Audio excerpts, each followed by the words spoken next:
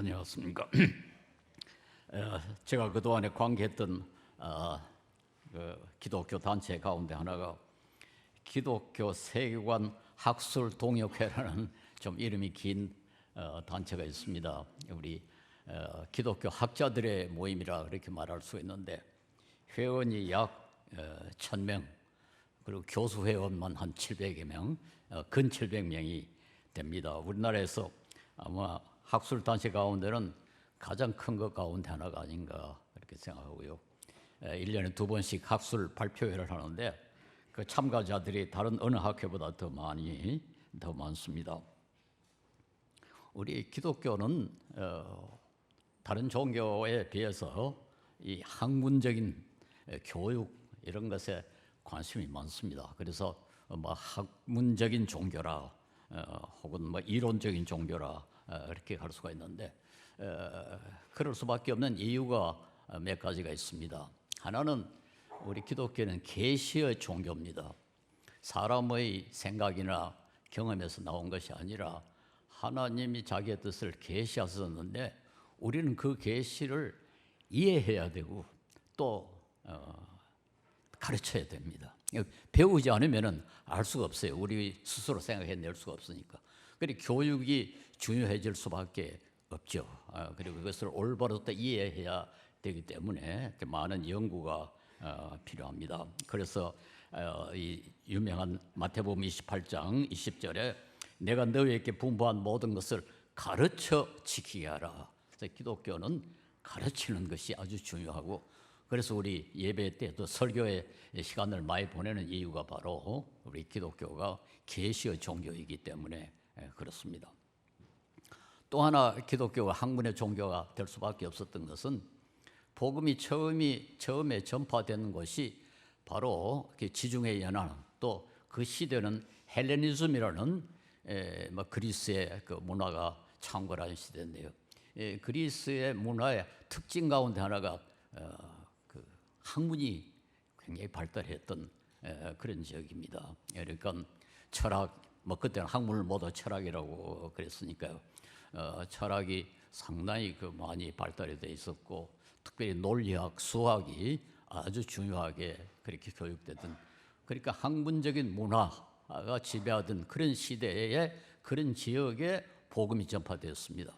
그러니까 도전을 받을 수밖에 없었습니다. 우리가 사도행전에 보면은 바울서에게 당장 도전이 들어오죠. 그때 철학자들이 아주 말도 안 되는 소리 한다. 그렇게 하니까 이 사도들을 이어받은 소위 속사도들은 기독교가 그렇게 엉터리 종교가 아니다. 그렇게 무식한 종교가 아니다 하는 것을 변명하려고 했습니다. 이걸 우리 역사적으로는 변증학자라 아폴로지스트라고 그러는데요.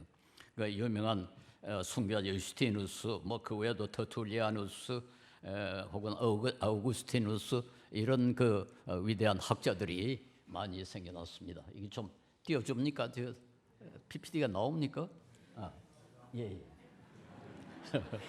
제가 일일이 다 언급을 하지 않겠습니다만 이분들은 그 그리스 학문을 알아야 그게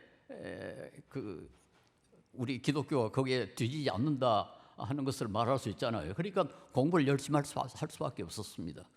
그리고 우리 기독교의 가르침을 체계화하고 그것이 왜 옳은가 하는 것을 변명해야 되니까 학문 연구를 할 수밖에 없겠죠. 그 다음 또 교회 안에 이제 이단이 또 생겨나기 시작합니다. 그러니까 복음에 즉 성경의 가르침에 어긋난 것을 가르치는데 그것도 또 식별을 해야 되거든요. 이게 잘못됐다. 왜 잘못됐냐? 그걸 지적하는 그런 학문적 이론적 작업이 불가피했습니다. 그리고 교회 처음 믿는 사람 어린이들에게 성경의 가르침이 무엇인가 하는 것을 아주 정리를 잘 해가지고 또 가르쳐야 되잖아요. 그러니까 정리하고 요약하고 또 더 중요한 것과 덜 중요한 것을 구별하는 그런 작업이 필요합니다. 이런 모든 것 때문에 초대부터 기독교는 학문에 관심을 쓸 수밖에 없었습니다. 그래서 모든 종교 가운데 우리 기독교가 가장 학문적인 종교고 가장 이론적인 작업을 많이 했고 가장 많은 학자를 배출했고 또 학문 발전에 가장 크게 공헌을 했다 그렇게 말할 수 있습니다. 지금도 우리 이 나라에 가령 이 어떤 이 직업이랄까요?를 하기 위해서 이제 세 분야에는 교육 연한이 7년이 되는 게 있지 않습니까? 이게 바로 법률가, 변호사가 되려면은 법학은 상당히 오래 공부해야 됩니다. 의사가 되려면은 상당히 오랫동안 공부를 해야 됩니다. 목사가 되려면은 7년을 공부해야 됩니다. 그래서 목사, 의사, 변호사 이 세 직업은 아무래도 역사도 깊지만은 그 학문의 역사도 깊지만은 배워야 할 것이 많기 때문에 그렇습니다. 그러니까 기독교가 학문의 종교라 하는 것이 거기서도 드러납니다. 그 이외에도 계속해서 이 학문적인 도전은 생겨날 수밖에 없고, 그래서 기독교는 지금도 계속해서 이런 그 학문적 활동을 할 수밖에 없는데, 여기서 생겨난 것이 신학이라는 겁니다. 신학이라는 게 뭐 성경에 있는 게 아니라 이제 성경을 가르치고 이해하기 위해서 생겨난 그 이론적 작업의 결과다 이렇게 말할 수 있고, 오늘에는 특별히 우리가 뭐 소위 지식 기반 사회라고 하지 않습니까? 그러니까 기독교는 이 문제에 대해서 좀 더 관심을 쓸 수밖에 없는 그런 상황입니다. 오늘 본문에도 이제 철학이란 말이 나옵니다. 그리고 사도행전 17장 18절에도 당시에 그 유행했던 철학, 그 에피큐르스 학파와 스토아 학파가 언급이 되고 있는데, 본문에 말하는 철학이 어떤 것인가 하는 것은 알 수 없습니다. 여기 뭐 바울 사도가 그렇게 분명하게 밝히지 않고 우리가 알 길이 없어서 어떤 잘못이 있었는가 하는 건 알 수 없는데, 이 철학이라는 것이 일반적으로 모든 사람이 다 이성을 가지고 있다. 그리고 우리가 다 논리적으로 생각을 하지 않느냐. 그러니까 이성을 가진 사람이 논리적으로 따져가는 거기 때문에 생각하는 사람들에게는 상당히 설득력이 있습니다. 그러니까 바울 사도가 여기 말한 것처럼 그리스도인도 여기에 사로잡힐 수가 있다. 사로잡을까 조심하라. 그 그럴듯하니까 그거 괜찮다. 그런데 기독 성경이 가르치는 걸 들어보니까 이거 조금 비논리적인 것도 있고 경험에서 벗어난 것도 있고, 그보다는 철학이 훨씬 더 말이 되지 않냐. 그래가지고 사로잡힌다는 말은 거기서 포로가 돼가지고 꼼짝달싹 못한다. 말은 자유를 상실하고 휩쓸려 들어간다. 이제 그런 뜻을 갖고 있습니다. 그래서 그런데 바울은 철학도 사람들의 전통과 세상의 초등학문이다. 이 세상의 초등학문이다. 초등학문이란 말은 엉터리란 말은 아니고 좀 수준이 낮은, 좀 미숙한, 완전하지 못한 그런 학문이다. 그런 뜻입니다. 그러니까 이건 그리스도의 십자가의 도와는 도저히 비교가 안 된다. 십자가의 도는 훨씬 높은 차원에 있고, 세상의 이 철학이라든가 초등학문은 조금 미숙한 것이다. 그러니까 이런 것에 사로잡히지 않도록, 만약 거기에 홀딱 빠져가지고 자유를 상실하지 않도록 조심하라. 그렇게 지금 골로새 교인들에게 경고하고 있습니다. 그런데 이런 그 사람의 전통과 세상의 유치한 생각, 이런 것들은 뭐 어느 시대나 다 있을 수밖에 없고, 오늘에도 있을 수밖에 없습니다. 어떤 것은 복음과 마찰을 읽을 수도 있고, 어떤 것들은 그리스도인들의 생각을 완전히 사로잡아 가지고 거기서 헤어나지 못할 그런 가능성도 있습니다. 그래서 저는 오늘 이 세상의 초등학문 가운데 하나가 바로 이념이라고 요즘 우리 사회에 좀 문제가 되고 있는 그것에 대해서 좀 말씀을 드리려고 합니다. 이념이라는 건 뭐 공산주의, 자본주의, 민주주의, 자유주의, 공동체주의, 무슨 이런 주의자가 붙은 거, 뭐 주의자가 붙은 게 다 이념은 아닙니다만 모든 이념은 다 주의자가 붙어 있는 그런 이름들입니다. 그런데 이것도 사람의 전통, 사람의 생각, 세상의 전통에서 생겨난 것은 분명하지 않습니까? 이거 뭐 계시가 아니고 하나님께서 보여주신 것이 아니니까 이것도 역시 사람의 생각과 세상의 전통에서 태어난 겁니다. 그런데 우리 사회가 조금 이념 문제로 아주 시끄럽고, 기독교인들 가운데도 여기에 사로잡힐 수 있는 그런 가능성이 있기 때문에 우리가 한번 생각해 볼 필요가 있습니다. 어느 목사님께 이야기를 들었는데, 장로님이 그 대표 기도를 하는데 약간 이념적으로 편향된 기도를 했대요. 뭐 우판이 좌판인지 모르겠습니다만 그런 기도를 했더니 어떤 교인 하나가 일어서 나가버리더래요. 그리 목사님이 나중에 이제 그 소리를 듣고는 좀 걱정이 돼가지고 신방을 갔다 옵니다. 그래가지고 그분하고 이야기해 보니까 그 장로보다 훨씬 더 극단적으로 편향이 돼 있더라. 뭐 어린 게 우판인지 좌판인지 잘 모르겠습니다만 장로이면 물론 이 대표 기도할 때 그런 기도를 하면 안 되죠. 그런데 그렇게 심하게 편향된 쪽으로 기도를 안 했는데 걸어 나간 교인은 상당히 편향이 돼 있더라. 그래서 아주 걱정을 한 말을 들었습니다. 그래서 오늘 이 문제를 한번 다뤄야 되겠다 이렇게 생각합니다. 제가 젊었을 때 이념과 관계되는 논문을 한 서너 편 썼기 때문에 이 분야에 대해서는 제가 문외한은 아닙니다.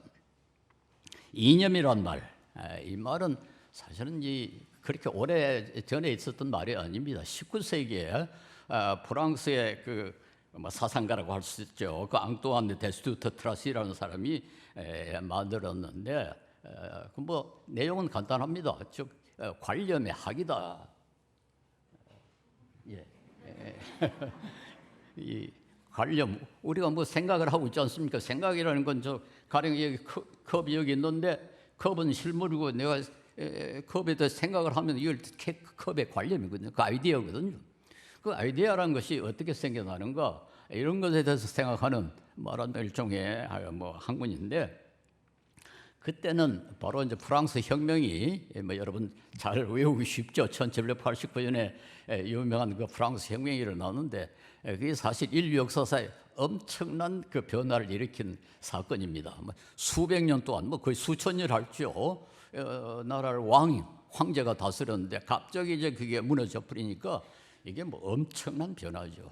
그러니까 사람들의 관심이 이제는 정치, 사회에 쏠리기 시작했습니다. 그전에는 이론이라는 건 주로 자연과학이었습니다. 수학과 그 물리, 화학, 뭐 과학도 아직까지 그때는 많이 강하지를 못했습니다만 이런 것에 주로 천문학 이런 것에 이론적인 작업을 많이 했는데 이 프랑스 혁명이 일어나고부터는 사람들이 갑자기 이제 이 사회 문제에 대해서 관심을 기울이기 시작했습니다. 가장 유명한 사람이 독일의 철학자 헤겔이요. 그 영향을 받은 칼 막스 같은 사람, 그 다음엔 사회학이라는 단어를 처음으로 만든 꽁트라는 사람, 그 외에도 뭐 드루게임, 뭐 브리에 여러 이 사회에 관심을 가진 학자들이 일어나기 시작했습니다. 그러니까 이 이념학파도 이념에 대해서 생각한다면서도 또 정치에 대해서 관심을 썼는데 이들은 뭐를 지지를 했는가 하니까 자유주의, 정치적 자유주의를 주장하고 그 다음에 정치 형태로는 공화정, 그러니까 왕의 통치가 아니죠. 공화정을 지지를 했습니다. 그런데 그때 마침 프랑스의 공화 제1공화국이라는 것이 생겨나는데요. 그때 공술이라고 집정관이라고 할 수 있죠. 집정관이 몇 사람이 공동으로 통치를 하는 그런 제도가 생겨났습니다. 그런데 그 중에 가장 영향력이 컸던 사람이 나폴레옹, 우리가 뭐 잘 아는 나폴레옹이 소위 제1집정관이었어요.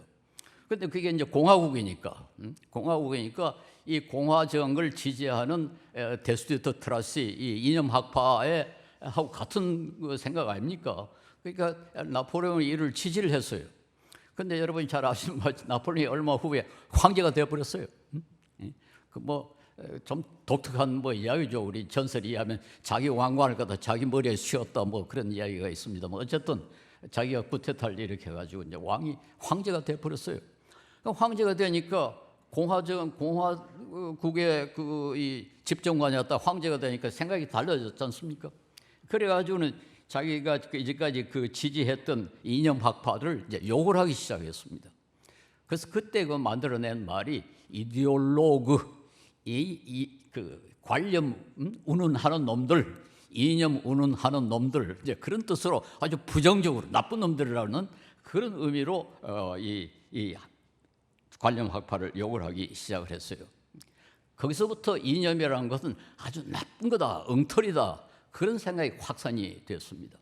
그래서 이걸 그대로 이용한 사람이 유명한 칼 막스입니다. 칼 마크스는 뭐 공부를 엄청나게 많이 한 학자고, 아직도 뭐 역사상 칼 마크스만큼 공부를 많이 한 사람은 별로 없을 정도입니다. 엄청나게 공부를 많이 하고 뭐 생각이 깊은 사람이었죠. 그런데 그는 그 자기의 그 자기의 주장은 학문이다. 그리고 자기 주장과 다른 것은 다 이념이다. 그렇게 생각을 하기 시작했어요. 그 학문이라는 말은 객관적이고 사실이고 이건 진리다. 독일 말로 비센샤프트. 그리고 이 자기 생각과 다른 모든 것은 엉터리들이다. 그 엉터리들이 바로 이념이다. 이데올로기라는 말을 거기다 사용을 했습니다. 그래서 그때 이제 이 이념이라는 것이 아주 나쁜 잘못된 엉터리다 하는 그런 생각이 생겨났어요. 그런데 얼마 후에 그 러시아의 레닌이 볼셰비키 혁명을 일으켰는데 그게 바로 이제 마크스의 사상에 근거해가지고 일으킨 거 아닙니까? 그래서 볼셰비키 혁명이라는 뭐 공산주의 혁명인데 막 그 레닌은 마크스주의도 이념이라고 그랬어요. 그러니까 이제까지는 마크스는 자기 생각은 비센샤프트 학문이고 나머지는 다 이념이라 그랬는데 레닌은 마크스주의도 이념이다. 그러면서 그걸 그렇게 부정적이 아니다. 이런 주장을 하기 시작을 했습니다. 그래서 그때부터 이제 공산주의가 이념의 대표로 제가 어릴 때만 해도 이념하면 그 공산주의였습니다. 그래서 이 이념이라는 말이 그때부터는 이제 부정도 아니고 긍정도 아닌 말하자면 중립적인 의미를 갖게 됐어요. 그런데 그 이념하고 다른 이론하고 차이가 뭐냐? 뭐 그게 뭐 역사 과정을 거쳐가 자꾸 이제 그 의미가 좀 달라졌습니다만은 지금은 그 이념과 다른 이론, 이념과 이론의 차이가 뭐냐? 아주 간단합니다. 한 가지입니다. 이념은 세상을 바꿔야 한다. 이론은 설명만 하면 되고 이념은 바꾼다 하는 요소가 들어있습니다. 설명한다는 게 뭡니까? 예를 들어서 물이 겨울이 되니까 물이 얼었다. 왜 얼었냐? 모든 물은 온도가 0도 이하로 내려가면 언다. 그런데 어제 밤에 물이 0도 이하로 내려갔다. 그러므로 물이 얼었다. 이게 설명입니다. 설명.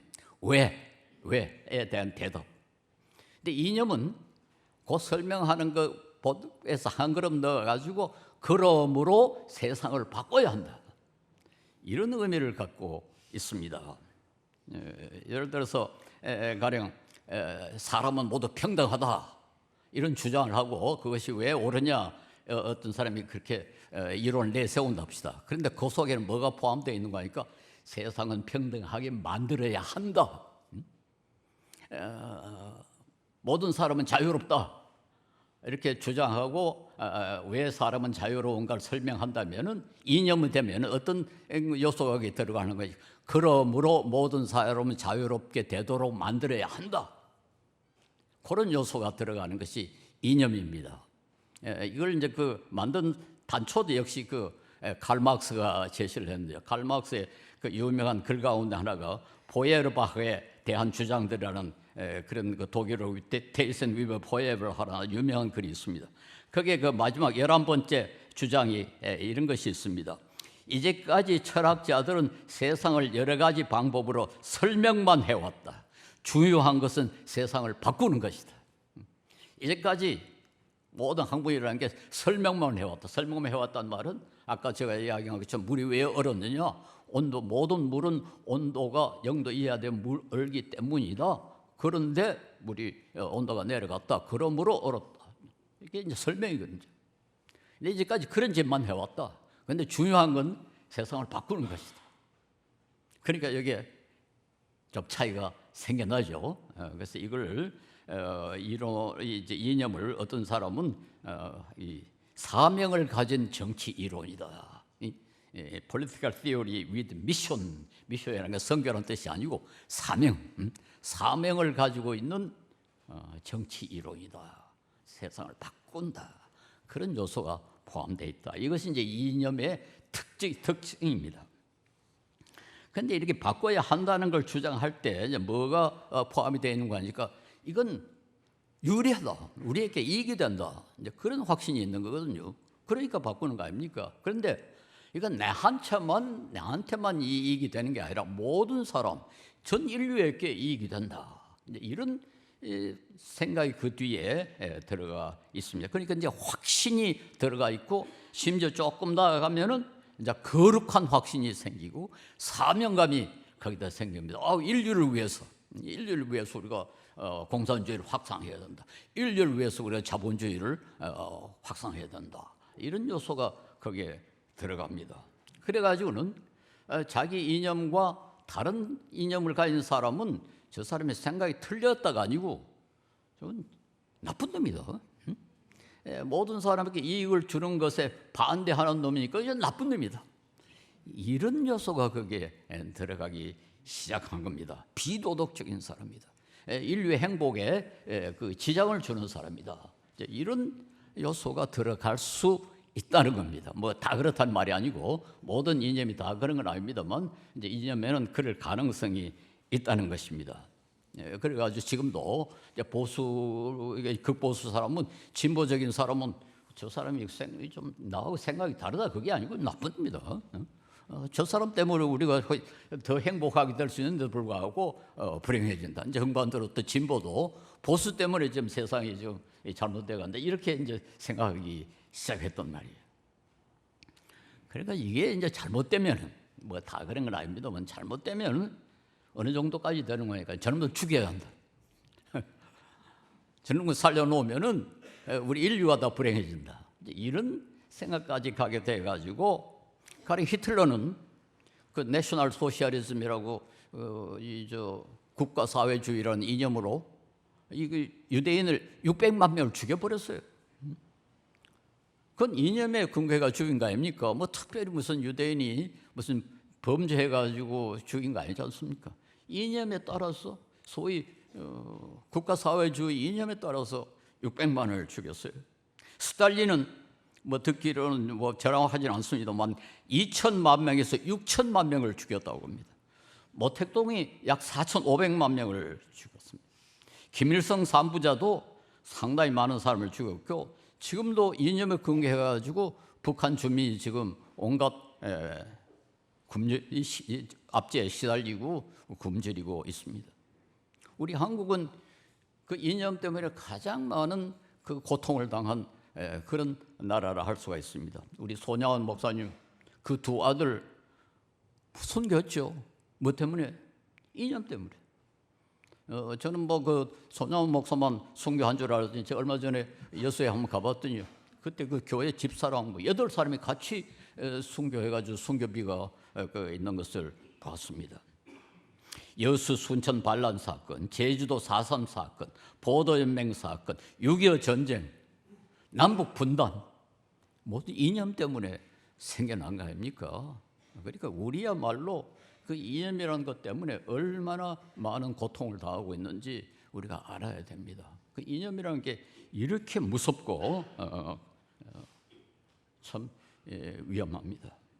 제가 어릴 때 그 밤에 빨치산들이 내려와 가지고 동네 뭐 물건들 빼앗고 하는 거, 어릴 때 그런 거 경험을 많이 했어요.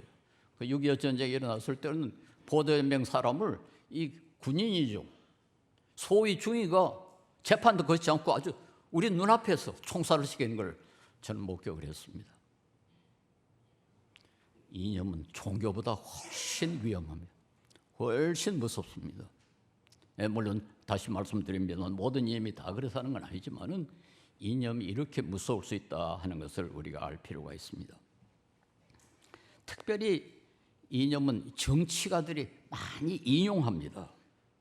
정치가들은 권력을 얻어야 되지 않습니까? 권력을 획득하고 권력을 유지해야 되는데 거기에 이념을 많이 이용을 합니다. 뭐 이건 전 세계 정치가들의 공통된 특징이지만은 이념이 효과적이면은 이념을 가장 많이 이용해요. 지금 우리나라 정치인들이 그렇게 하지 않습니까? 자꾸 이념적인 걸 강조를 해가지고 국민들이 그 편이 돼가지고 있으면 그 다음에 다음 선거 때 자기에게 투표를 많이 할, 자기 당에 투표를 많이 할 테니까 이념을 이용할 수밖에 없죠. 우리나라의 이념 갈등이 이렇게 심해진 것은 사실은 우리 시민들의 잘못이 아니라 정치가들이 자꾸 부추깁니다. 부추겨요. 저는 이게 무슨 느낌이 드는 거니까 그 물고기 양식하는 사람이 생각이 나요. 물고기한테 모이를 줘가지고 고기 잘 크게 잡아 먹지 않습니까? 정치인들 우리에게 이념으로 양식을 시켜가지고 우리를 이용해 먹는. 이건요, 뭐 우리나라뿐만 아니라 전 세계 비슷합니다만 특별히 우리나라, 미국이 아주 지금 심합니다. 우리는 그렇게 심할 수밖에 없는 그런 상황이 있어요. 6.25 전쟁이라는 게 있었고 분단이라는 게 있었기 때문에 그런 거죠. 뭐 과거에 우리 독재자들이 북한, 남한 다 이념 이용했지 않습니까? 반공 이용하고 남한이 쳐들어온다 이용하고 그렇게 해가지고 독재를 해먹었단 말이에요.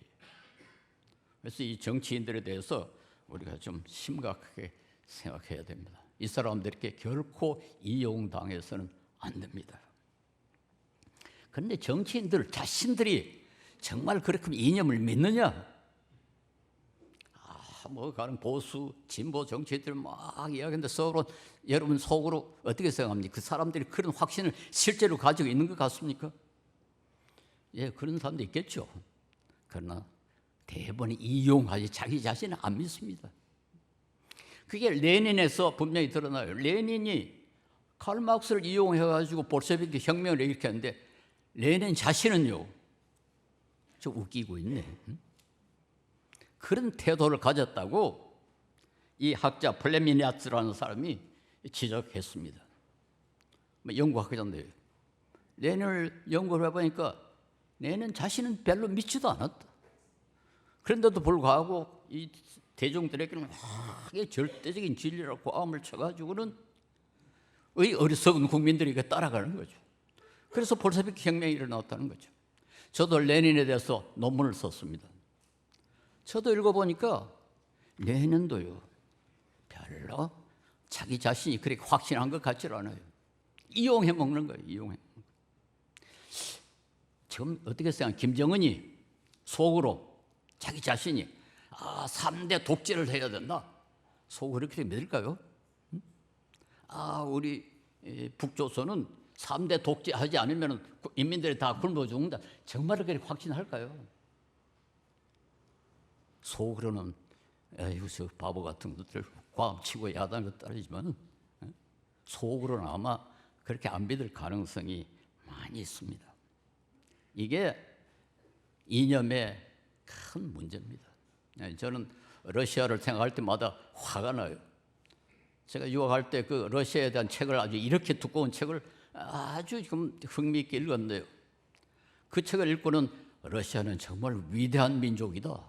그런 생각을 갖게 되었습니다. 대단한 나라입니다. 뭐 얼마나 훌륭한 분들이 많이 나왔습니까? 톨스토이, 차이코프스키, 푸스킨, 도스토옙스키, 위대한 그 문학가들, 위대한 음악가들 러시아 많이 배출했습니다. 지금 어떻게 됐습니까? 후진국, 유럽의 후진국이 되고 말하지 않습니까? 이념, 거기에 노예가 돼가지고 결국은 나라가 저 모양이 돼버렸습니다. 북한도 그 모양이고 중국도 그 모양이고 이념이 잘못되니까 결과적으로 온 국민이 고통을 당하는 그런 상황이 돼 있습니다. 그런데요, 저는 칼 막스가 이제 공산주의 이론을 만들어 가지고 그것 때문에 좀 전 세계가 공산주의 혁명이 일어나고 야단이 나지 않습니까? 근데 막스는요, 속으로 아니고 뭐 솔직하게 그랬어요. 막스주의를 믿지를 않았습니다. 그 참 우스운 이야기죠. 막스의 그 유명한 그 유언 가운데 하나가 있습니다. 자기 사위가 프랑스 사람인데요. 둘째 딸 남편인데 이 사람한테 한 유명한 말이 있어요. 그 사람 이름이 라파르규라고 그러는 나팔계라고 하는데 확실한 것이 하나가 있다. 내가 막스주의자가 아니라는 것. 얼마나 우스운 일입니까? One thing is certain. I am not a Marxist. 막스가 나는 막스주의자가 아니라고 그랬어요. 그건 무슨 말입니까? 막스란 이름을 가지고 떠드는 놈들 이렇게 보니까 자기보다 훨씬 더 막스적이에요. 이걸 영어로는 아우트 막스라고 합니다. 막스보다 더 막스적인.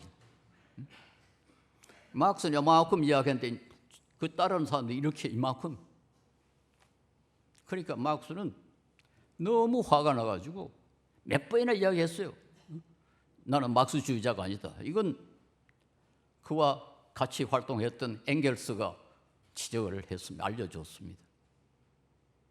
그런데 막스를 추종하는 사람은 그게 금과 옥조로 그 영원한 진리인 것처럼 졸졸졸 따라다니다가 지금 전 세계를 이렇게 참 비참하게 만들어 놓은 이런 상황이 되어버렸습니다.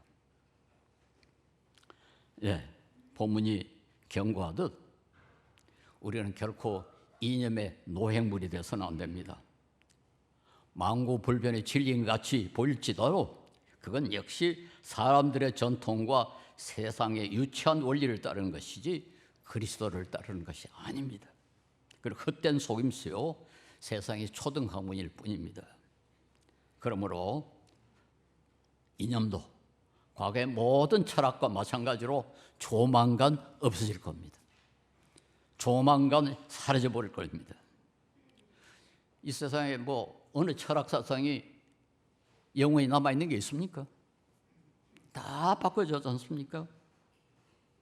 제가 어릴 때는 그런 말이 유행했어요. 20대 막스주의자가 아닌 사람도 얼간이고 30대가 아직까지도 막스주의로 남아있는 것도 얼간이다. 그 말도 지금 맞아 들어가지 않아요. 지금도 보니까 오히려 20대가 40대보다 더 보수적이 됐다는 거 아닙니까? 자꾸 바뀝니다. 이걸 갖다가 마치 영원 불변한 진리인 것처럼 거기에 몰두가 되어가지고 우리가 사로잡혀서는 그리스도인으로서는 적절하지 않습니다. 예, 저는 그리스도인이 어느 정도 보수적이 될 수도 있고 진보적이 될 수 있다. 저도 그렇습니다. 저도 성향으로는 출신 성분으로는 여러 가지 조건으로 보수적이고 또 나이에 비해서는 진보적입니다. 그러나 그 어느 것에 사로잡히지는 말아야 된다. 그 어느 것도 보수가 오를 때도 있고 진보가 오를 때도 있고 보수가 오르면 옳다 그러고 진보가 오르면 옳다 그러고 그래야지. 진영 논리에 빠져가지고 진보가 거짓말을 해도 그건 괜찮다 그러고 보수가 조금 잘못하면 그건 나쁘다 그러 정반대쪽으로 말하고 그러 이렇게 되면 우리는 이념에 사로잡히는 사람이 돼버리는 겁니다. 그래서 이런 것들은 모두 상대적인 가치만 갖고 있다 하는 것을 알고 결코 사로잡히지를 마시기 바랍니다. 이 세상은 그렇게 간단하지 않습니다. 자연현상도 간단하지 않습니다. 여러분 물은 H2O라고 우리가 중학교, 고등학교 다 배우지 않습니까? H2O 수소 2분자하고 산소 1분자라고. 그런데 그런 물은 없습니다. 그런 물은 우리 머리에만 있어요. 이 세상의 물에는 애기 오줌도 들어있고 하이타이도 들어있고 온갖 게 다 섞여 있습니다. H2O는 증류를 몇 번이나 해야 겨우 조금 가까이 간다 그래요. 생각입니다. 생각. 자연 현상도 그런데 자연도 그런데 하물며 그보다 훨씬 더 복잡한 세상이 그렇게 간단하게 몇 개의 문자로 몇 개의 이론으로 설명이 되고 고쳐지고 그렇게 될 수 있겠습니까? 우리는 겸손해야 됩니다. 현실에 대하여 겸손해야 됩니다. 예, 자유, 평등 다 중요합니다. 자유만 있어서도 안 되고 평등만 있어서도 안 되고 다 중요합니다. 그러나 그 둘만 가지고도 안 됩니다. 심지어 민주주의, 여러분 인간이 만들어 놓은 이념 가운데 그래도 가장 많은 사람이 지지하고 따르는 것이 민주주의 아닙니까? 북한도 지금 민주주의, 이름은 민주주의라고 되어 있습니다. 그만큼 민주주의는 모든 인류가 다 추구하는 그런 이론인데도 불구하고 지금 민주주의도 완벽하지 않습니다.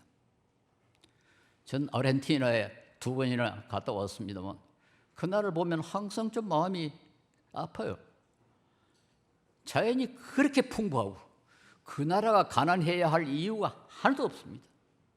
온갖 자원이 다 들어있고 기후 좋죠, 면적 넓죠, 뭐 아름답죠. 그렇게 그 훌륭한 나라, 좋은 나라가 될 수 있는 조건을 다 갖춘 나라. 한때는 미국보다도 더 잘 살았습니다. 근데 지금 어떻게 됐느냐? 지금 인플레가 120%, 기준 금리가 118%, 100만 원을 빌리면 이자를 118만 원 내야 하는, 지금 IMF에서 최대 채무국, 국가 부도를 10번이나 내는 그런 후진국이 됐는데, 뭐 때문에? 무슨 방법으로? 민주주의로. 민주주의.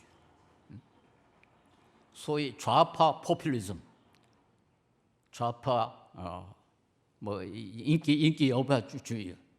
거기에 따라서 국민들이 투표해가지고 그런 정부를 만들어냈어요. 비싼 나라가 베네수엘라입니다. 석유 얼마나 잘 사는 나라가 지금 완전히 지금 패망한 나라가 되어버리지 않습니까? 민주주의 완벽하지 않습니다. 미국에 한번 보세요. 트럼프 같은 사람 지금 91건으로 죄목이야. 91로 지금 감옥에 들어가 있습니다. 감옥에 뭐 원칙으로 들어가 있어요. 지금 보석으로 풀려 나와 있습니다만. 그런데 앞으로 미국 대통령이 될 가능성이 있다는 겁니다. 민주주의도 완벽하지 않습니다. 그러니까 이 세상에 어느 이념도 절대적일 수 없고 완벽할 수가 없다는 걸 우리가 알아야 됩니다. 다 인간의 생각, 세상의 전통, 그것에서 생겨난 것이니까 우리 그리스도인들이 거기에 사로잡혀서는 절대로 낸다는 것을 좀 강조하고 싶습니다. 우리 나라의 못난 그 정치인들 보면 말이죠. 뭐 자기 진영에 속한 사람은 거짓말 좀 해도 괜찮다고 그러고, 다른 쪽에는 조금 잘못해도 다 욕하고 그거 다 끄집어내가 욕하고. 그래서 우리가 내로남불이라고 그러지 않습니까? 내로남불. 지금 이 영어 사전에 올라가게 됐어요. 내로남불. 이 창피한 거 아닙니까? 이런 모습을 우리가 좀 비판적으로 봐야 됩니다. 그리고 이념보다 훨씬 더 확실한 건 도덕성입니다. 정직은 어느 사회든지 중요합니다. 거짓말은 어느 사회에서 나쁩니다. 정의에 어긋난 것은 어느 이념에서도 나쁜 겁니다. 그러므로 우리는 도덕성을 보고 이념을 판단해야지 이념에 근거해서 도덕성을 판단하면 안 됩니다. 그래서 아무리 내가 지지하는 정당 정치인이라도 거짓말하는 건 나쁜 놈이에요. 그걸 일삼는 정당은, 그걸 일삼는 이념은 그건 나쁜 이념입니다. 도덕성, 그것이 훨씬 더 중요하고 그보다 훨씬 더 중요한 것은 도덕성을 포함한 우리 성경의 위대한 가르침. 여러분, 이 세상에 절대적인 것은 하나님의 사랑입니다. 사랑만큼 고귀하고 사랑만큼 위대한 것은 없습니다. 그것을 바로 우리 성경이 가르치고, 성경은 결코 우리가 이 세상에서 천국을 이룩할 수 있다고 가르치질 않습니다. 그러므로 우리 그리스도인들은 너무 독단적이 될 수가 없었어요. 이 세상에 너무 열광적이 될 수 없어요. 우리 힘으로 세상을 완전하게 바꿀 수가 없어요. 그저 노력을 해볼 뿐. 이 세상에 뭐 조금이라도 뭐 좋은 옳은 것이 있다고 뭐 잘 되면 하나님의 은혜예요. 완전한 나라는 영원한 주님이 재림하실 때 그 나라만 완전하지 우리 인간 힘으로는 안 됩니다. 그것을 알면서 그저 최선을 다할 뿐이지 절대적으로 열광적이 돼가지고 그게 전부인형 들어가지는 말았으면 좋겠습니다. 물론 우리 그리스도인들도 이 좋은 사회를 위해서 뭐 진보적이 될 수도 있고 보수적이 될 수도 있습니다. 우리가 우리 정치를 갖다 올바로 만들려고 노력을 해야 되지 않겠습니까? 그래서 그리스도인들은 조금 더 정신을 차리고 객관적으로 판단해가지고 시시비비를 올바로 가려가지고 이념에 사로잡히지 말고 이 정치가 좀 제대로 되도록 적극적으로 노력하는 거 전혀 잘못된 게 아닙니다. 그러나 너무 지나치게 거기에 열광되지는 않도록 우리 모두 조심하십시다. 그건 결국 세상의 초등 학문이니까요. 그보다 훨씬 더 고귀한 복음을 가진 그리스도인들이 이 세상의 초등학문에 사로잡혀 있는 것은 부끄러운 일이 아니겠습니까? 그래서 여러분은 아주 이 건실한 민주주의 시민들이 돼가지고 우리 사회를 좀 바로잡는데, 우리 정치를 바로잡는데 공헌해 주시는 것이, 이게 궁극적으로 이웃을 사랑하는 것이고 우리 하나님께 영광을 돌리는 길이라고 생각을 합니다. 기도하겠습니다.